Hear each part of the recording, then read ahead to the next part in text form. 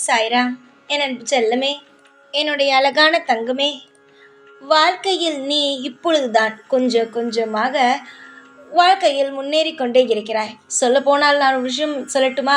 உன்னுடைய வாழ்க்கையில் சில விஷயம் நடக்கும் பொழுது உனக்கு ஒரு பயம் தோன்றும். நாம் இப்பொழுது ஏதோ ஒரு முன்னேற்றத்தை பார்க்கிறோமே என்று தோன்றும். அது என்ன தெரியுமா தோன்றும்?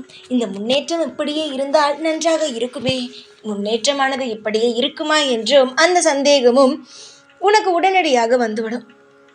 எல்லா சந்தேகமும் உனக்குள் இருந்து கொண்டேதான் இருக்கிறது. எல்லா விஷயத்திலும் உனக்கு ஒரு குழப்பங்கள் இருந்து கொண்டேதான் இருக்கிறது. என்னவென்றால் பயம். ஏனென்றால் உன் வாழ்க்கையில் அவ்வளவு பெரிய கஷ்டத்தை எல்லாம் நீ பார்த்து விட்டாய். அந்த கஷ்டம்தான் உன்னை இந்த மாதிரியான விஷயத்தை எல்லாம் சிந்திக்க வைக்கிறது. நீ தானாக எந்த ஒரு விஷயத்தையும் செய்வது கிடையவே கிடையாது. நீ செய்யும் ஒவ்வொரு விஷயத்தையும் உனக்கு சிந்திக்க வைப்பது ஏற்கனவே உன்னுடைய வாழ்க்கையில் நடந்த பல பயங்கரமான விஷயங்கள் மட்டும்தான். என்னுடைய தங்கமே, நான் எப்பொழுதும் யாருக்கும் பயமுறுத்தி ஒரு விஷயத்தை தருபவன் கிடையாது. நான் எப்பொழுதுமே என்னுடைய பிள்ளைகளுக்கு அன்பாக சொல்லித்தான் பழக்கம். ஆனால் சிலர் அதை புரிந்து கொள்ளாமல் தேவையில்லாத வார்த்தைகளை சொல்லி பேசுகிறது மிக மிக தவறான ஒரு விஷயம்தான். தங்கமே, வாழ்க்கையில் என்னை யார் வேண்டுமானாலும் எது வேண்டுமானாலும் சொல்லிக் கொள்ளட்டும். உன்னிடமே உன் காதுபடவே சிலர் சொல்கிறார்கள், நீ சாயை வணங்குகிறாய், உனக்கு நல்லதா நடக்கிறது, உன் வேலையை போய் பார் என்று சொல்கிறார்கள். அது சொல்லும் பொழுது நீ மனதால் நினைத்து கொள்வாய், சாய் எனக்கு எல்லாம் செய்கிறார் அப்படி என்று நீ நினைத்து கொள்வாய். ஆனால் மற்றவர்கள் சொல்லும் பொழுது நான் அதை பெரிய விஷயமாக எடுத்துக்கொள்வது கிடையாது. அதுவே சில சமயம் நீயே உன்னுடைய மனதில், என்ன சாயை நான் இவ்வளவு நம்புகிறேன், சாய் ஒன்றுமே செய்யவில்லையே என்று நினைக்கும் பொழுது என்னுடைய மனதில் மிக மிக பெரிய ஒரு விஷயம் தோன்றும். ஏன் என்னுடைய பிள்ளை திடீரென்று இந்த மாதிரியான விஷயத்தை எல்லாம் பேசுகிறது என்று. அப்பொழுதுதான் எனக்கு கவலையாக இருக்கும்.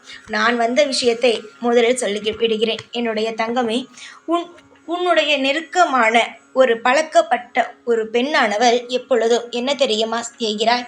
அவள் போகும் இடத்திலெல்லாம் அவளை பற்றி வேண்டுகிறாளோ இல்லையோ, உன்னுடைய வளர்ச்சியை பார்த்து பயப்படுகிறாய். முக்கியமாக சொல்ல வேண்டும் என்றால், இப்பொழுதுதான் நீ ஒரு படி எடுத்து வைத்திருக்கிறாய். அந்த படி எடுத்து வைப்பதற்கு முன்பு நீ பயந்தாய். இந்த விஷயத்தை நாம் செய்ய போகிறோமே, என்ன ஆகுமோ, இந்த விஷயம் நம் வாழ்க்கையில் எப்படிப்பட்ட விஷயமாக மாறுமோ என்று ஏகப்பட்ட குழப்பங்களோடு இருந்தாய். ஆனால் இப்பொழுது ஒரு தெளிவாகி, நம் வாழ்க்கையை காப்பாற்ற வேண்டும், நம் வாழ்க்கையை எல்லா விஷயத்தையும் செய்ய வேண்டும் என்ற ஒரு முடிவு எடுத்து உன்னுடைய வாழ்க்கையில் நீ என்ன செய்ய ஆரம்பித்து விட்டாய் என்றால், எதற்கும் துணிந்து விட்டாய். நான் எல்லாமே செய்வேன், என்னை யார் தடுக்க முடியும், நான் நல்லதுதான் செய்கிறேன், எல்லா விஷயத்தையும் நான் பார்ப்பேன், எல்லாம் எனக்கு நல்லதுதான் நடக்கும், சாய் நிச்சயமாக காப்பாற்றுவார், நல்ல வழி நடத்துவார் என்று நீயே உனக்கு சொல்லிக்கொண்டு நிறைய விஷயங்களை தள்ளி தள்ளி போட்டாய். அந்த விஷயத்தை எல்லாமே தானாகவே செய்ய ஆரம்பித்து விட்டாய். சரியா? அந்த விஷயமெல்லாம் என்னவென்றால், உன்னுடைய வாழ்க்கையை இப்பொழுதுதான் ஒரு படி முன்னுக்கு ஏற்றி இருக்கிறது. உன்னுடைய தைரியம் மட்டும்தான் உன்னுடைய வாழ்க்கையில் முன்னுக்கு ஏறி இருக்கிறது. அந்த நீ ஒவ்வொரு விஷயம் செய்வதற்கு முன்பும் உன் வீட்டில் இருப்பவர்கள் சொல்வார்கள், பார்த்து செய், எதுவாக இருந்தாலும் பார்த்து செய் என்று. ஆனால் நீ என் மீது வைத்திருக்கும் நம்பிக்கை என்ன ஆனது தெரியுமா? வாழ்க்கையில் உன்னை ஒரு படி மேலே ஏற்றி உன்னை அமர வைத்திருக்கிறது. ஆனால் இந்த முன்னேற்றத்தை பிடிக்காத ஒரு பெண் எங்கு போனாலும் அவள் எதற்காக இவ்வளவு தூரம் முன்னேறுகிறாள்? அவள் வாழ்க்கையில் அவள் கஷ்டப்பட வேண்டும் என்று தானே நினைத்தேன். ஆனால் அவள் இன்னுமே சந்தோஷமாக இருக்கிறாயே. நான் அவளுக்கு எவ்வளவுதான் துரோகத்தை செய்தாலும் அவள் சந்தோஷப்பட்டு கொண்டேதானே இருக்கிறாள். அவள் முன்னேறக்கூடாது என்று நான் நினைக்கிறேன், ஆனால் அவள் முன்னேறி கொண்டே இருக்கிறாள் என்று ஒரு பொறாமையோடு ஒரு எண்ணத்தோடு அவர் வேண்டுகிறார். அது மட்டுமல்லாமல் உண்டியலிலும் சேர்த்து காசையும் போடுகிறார். எனக்கு இந்த விஷயத்தை செய்துதா, அந்த விஷயத்தை செய்துதா, அவளுக்கு இப்படி இருக்க வேண்டும், அவள் அப்படி இருக்க வேண்டும் என்று கோவிலில் வேண்டினாலேயே உன்னை பற்றி உன்னுடைய பெயரை சொல்லிதான், அவளை பற்றியா, என்னை விட முன்னேறிட்டா, அவள் எனக்கு பின்னாடி வந்தவள், ஆனால் என்னை விட அவள் முன்னேறி வாழ்க்கையே போய்கொண்டு இருக்கிறார், எப்படியாவது அதை தடுத்து விடுங்கள், நான் தான் முன்னேற வேண்டும் என்று. அத்தனை உறவுகள் மத்தியிலும் நீ எந்த அளவு தலை குனிந்து இருந்தாய் என்பது எனக்கு தெரியும். ஏதாவது ஒரு விசேஷத்திற்கு போனால் கூட உன்னுடைய வாழ்க்கையில் நிறைய தலைக்குனிவுகள் ஏற்பட்டு இருக்கிறது. இதெல்லாம் வைத்துதான் நீ முடிவுக்கே வந்தாய். நம் வாழ்க்கையில் முன்னேற வேண்டும், எல்லா விஷயத்தையும் நாம் சரியாக செய்ய வேண்டும் என்ற முடிவுக்கு வந்ததற்கு காரணமே அதுதான். ஆனால் அவள் என்ன தெரியுமா நினைத்து விட்டாள்? அவள் மட்டும்தான் எல்லார் மத்தியிலும் தலை நிமிர்ந்து இருக்க வேண்டும் என்று. ஆனால் இப்பொழுது உன்னுடைய வளர்ச்சியை பார்த்து, ஒவ்வொன்றும் நீ செய்வதை பார்த்து அவள் பயப்படுகிறாள். அவளை விட ஒரு படி நீ மேலே ஏறி விடுவாயோ, அவளை விட நீ சந்தோஷமாக மாறி விடுவாயோ என்று பயந்து இந்த மாதிரியான சில விஷயங்களை செய்கிறார். ஆனால் இந்த சாய் ஆகிய நான் எவ்வளவு பெரிய பிரச்சனையாக இருந்தாலும் சரிதான், என்னுடைய பிள்ளையை நான் காப்பாற்றுவேன். என்னுடைய பிள்ளை எப்படி தெரியுமா? எனக்கு அவ்வளவு இஷ்டம். என்னுடைய பிள்ளைகள் என்பது அவ்வளவு விருப்பம். எனக்கு குழந்தைகள் என்றாலே அவ்வளவு விருப்பம். அதில் என்னையே நம்பிக்கொண்டு என்னையே நினைத்து நினைத்து வாழ்ந்து கொண்டு இருக்கும் பிள்ளைகளுக்கு நான் எப்படி துரோகம் செய்வேன்? அவள் போகும் இடமெல்லாம் எல்லா தெய்வத்திடமும் உன்னை பற்றி வேண்டட்டும். அவர்களுக்கு நீ அவளுடைய வாழ்க்கையில் இதை செய்தால் உன்னுடைய உண்டியலில் இவ்வளவு பணம் போடுகிறேன், அவ்வளவு பணம் போடுகிறேன் என்பதை போடட்டும். எது வேண்டுமானாலும் செய்யட்டும். ஆனால் ஒரே ஒரு விஷயத்தை நீங்கள் ஞாபகம் வைத்திருக்க வேண்டும். என்ன தெரியுமா? தெய்வங்கள் ஆகிய நாங்கள் நிச்சயமாக ஒரு விஷயத்தை உங்களுக்கு இந்த நேரத்தில் சொல்கிறோம். என்னவென்றால், யாருக்காகவும் இப்போ ஒரு நபர் இருக்கிறார் என்றால் அந்த நபர் இந்த நபருக்கு இந்த விஷயத்தை செய், நான் உனக்கு இந்த விஷயத்தை உனக்கு தருகிறேன் என்று ஒரு நபர் தெய்வத்திடம் சொன்னால் நிச்சயமாக யார் அப்படி ஒரு விஷயத்தை சொன்னாரோ அவருக்குத்தான் தண்டனை கிடைக்குமே தவிர, அவன் உண்டியலில் காசு போடுவதனாலேயும் அபிஷேகம் செய்வதனாலேயும் அவன் வேண்டுவதனாலேயும் அவனுக்கு எதுவும் ஆகாது.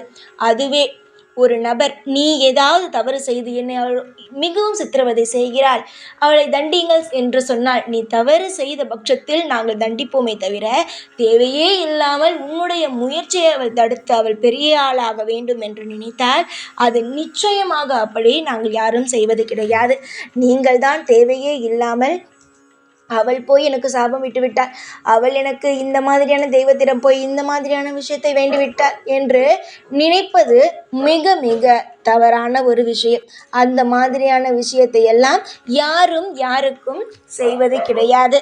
எப்பொழுதுமே நல்லவர்களுக்கு மட்டும்தான் நாங்கள் தெய்வங்கள் ஆகிய நாங்கள் துணையிருப்போமே தவிர, தவறானவர்களுக்கு தெய்வங்கள் எப்பொழுதும் துணையாக இருக்க மாட்டோம். இப்பொழுது இந்த வாக்கினை நீ கேட்கிறாய் என்றால் உன்னுடைய மனதில் என்ன தெரியுமா இருக்கிறது? அமைதி. அமைதியானது நிச்சயமாக உன் மனதில் இருக்கிறது. நமக்காக யாரும் எந்த விஷயமும் செய்யவில்லை, நம்முடைய வாழ்க்கையில் பாதுகாப்பாகத்தான் இருக்கிறோம் என்பது உன்னுடைய மனதில் நீ ஒவ்வொரு நிமிஷமும் சொல்லிக்கொண்டு இருப்பதுதான். நீ எதற்காக என்னை தேடி ஓடி இந்த வாக்கினை கேட்கிறாய்? சாய் நமக்காக இந்த விஷயத்தை செய்ய போகிறாரா? நமக்கு ஆறுதலான வார்த்தையை சொல்வார். நிச்சயமாக இந்த நாள் முழுவதும் நல்லபடியாக இருக்கும் என்ற நம்பிக்கையில் தானே தங்கமே. நிச்சயமாக உன்னுடைய வாழ்க்கையில் பல இன்பத்தை நீ காணும் நேரம் வந்துவிட்டது. போராடிய போராட்டங்கள் அனைத்திற்கும் ஒரு நல்லதொரு விடிவு காலத்தை நான் காட்டும் நேரம் வந்துவிட்டது. என்னுடைய அழகான பிள்ளைக்கு இனிமேல் எல்லாமே அழகானதாகவும் சந்தோஷமானதாகவும் மட்டும்தான் நடக்குமே தவிர, எந்த ஒரு விதத்திலும் தவறான ஒரு விஷயம் நடக்காது. நிச்சயமாக ஒரே ஒரு விஷயத்தை மட்டும் ஞாபகத்தில் வைத்து கொள்ளுங்கள். உங்களுக்காக எல்லா நாளும் நான் இருக்கிறேன். சதா சர்வ காலமும் அனைத்திலும் நான் இருந்து உங்களை வாழ வைப்பேன். எப்பொழுதும் இந்த சாயை மீறி உங்களுடைய வாழ்க்கையில் எந்த ஒரு தவறான விஷயமும் நடக்காது. நல்லது மட்டுமே தான் நடக்கும் என்பதை தீர்மானமாக நம்புங்கள். நீங்கள் நம்பதான் உங்களுடைய வாழ்க்கையில் வெளிச்சங்கள் வரும். நீங்கள் நம்பதான் உங்களுடைய வாழ்க்கையில் நல்லது நடக்கும். ஏனென்றால் தெய்வங்களை நீங்கள் அனைவரும் சாதாரணமாகத்தான் நினைக்கிறீர்கள். ஒவ்வொரு விஷயத்தையும் நீங்கள் வேண்டுகிறீர்கள். அந்த ஒவ்வொரு விஷயத்தையும் செய்து தருவதற்கு எந்த அளவுக்கான போராட்டங்களை சந்திக்கிறோம் என்பது எங்களுக்கு மட்டும்தான் தெரியும். அது மட்டுமல்லாமல் நீங்கள் நினைப்பது தெய்வம்தானே செய்து தந்துவிடும் என்று. ஆனால் நீங்கள் செய்து வைத்திருக்கும் கர்ம வினையோ பயங்கரமாக இருந்தால் என்ன செய்வது? அதை நாங்கள் தாங்கிதான் உங்களுக்கு இன்பத்தை தருகிறோம். அதனால் எப்பொழுதும் அமைதியாக இருந்து பெற்றுக்கொள்ளும் வழியை பாருங்கள். நல்லதையே தருகிறோம், நல்லதையே பெற்றுக்கொள்ளுங்கள். எப்பொழுதும் எல்லா நாளும் உன் கூடவே இருந்து உனக்கு எல்லா வழியிலும் ஆசீர்வாதம் செய்வேன். எப்பொழுதும் உன் கூடவே இருப்பேன். இந்த சாய்நான். ஓம் சாய்ராம்.